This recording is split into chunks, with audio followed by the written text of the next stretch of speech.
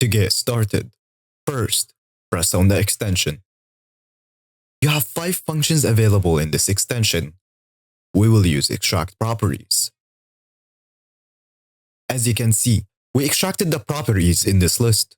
To extract more, simply scroll down. Then, press Add to Export List. Then, go to the next page. Then press Add to Export List again.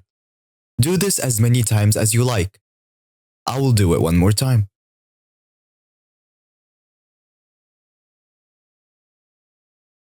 Alternatively, you can use the auto function, which will do this for you automatically.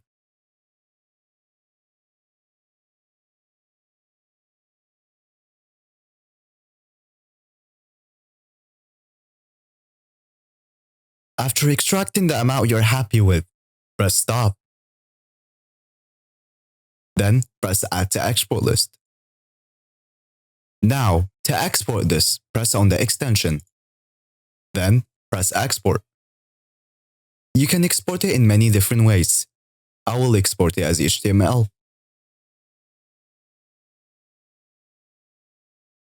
After exporting, here is all the information we extracted.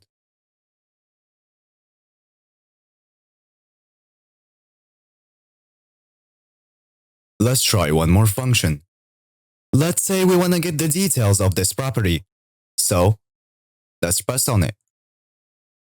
Then, press on the extension. As you can see, Extract Property Details is now available. Let's try it. And there you go. Now, press Add to Export List. Then, again, press on the extension. Then press Export.